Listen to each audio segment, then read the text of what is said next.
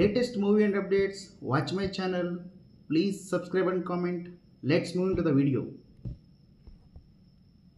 సినిమాపై వర్క్ చేయాలి అంటే జస్ట్ ప్రమోషన్స్ సరిపోవు, అంతకు మించి ఏదైనా ఉండాల్సింది. సినీ ప్రేక్షకులను థియేటర్లకు రప్పించగలిగే అంత మ్యాటర్ సినిమాకు ఉందా అని ఆడియన్స్ నమ్మాలి. అప్పుడే టికెట్లు తెగేది. సినిమాపై ఇంట్రెస్ట్ కలిగించేందుకు వారధిగా మారాయి ట్రైలర్స్ అండ్ టీజర్స్. ఓ సినిమా చూడాలి వద్దా అని డిసైడ్ చేస్తున్నాయి. టీజర్ అండ్ ట్రైలర్ మూవీపై హైప్ క్రియేట్ చేసే బాధ్యత తీసుకుంటున్నాయి.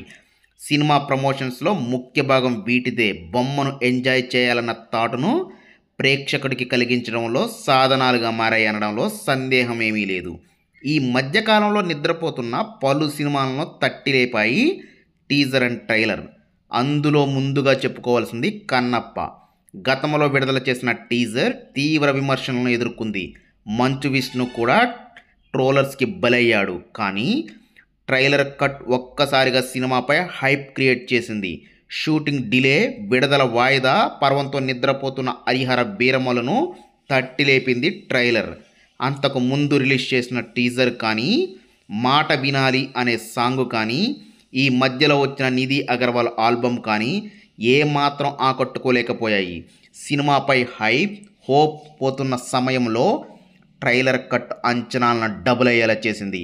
Pawan screen presence, dialogue cuts, Harihara Veeramallu opening బాగా యూజ్ అయ్యేటట్లు కనిపించాయి. మారుతి కాంబోలో తెరకెక్కుతున్న రాజాసాబ్పై అంచనాలు ఉన్నాయి. కానీ దర్శకుడిని బిలీవ్ చేయలేకపోతున్నారు డార్లింగ్ అభిమానులు.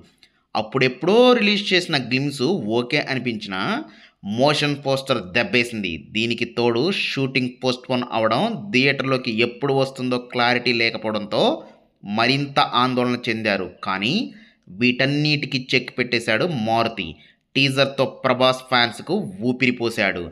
సో టీజర్ అండ్ ట్రైలర్ సినిమాని ఆడించడంలో మంచి పాత్రే పోషిస్తుంది అని అనడంలో ఎలాంటి సందేహాలు లేవు. చూడాలి మరి ఈ అన్ని సినిమాలు ఎలా ఆడతాయి.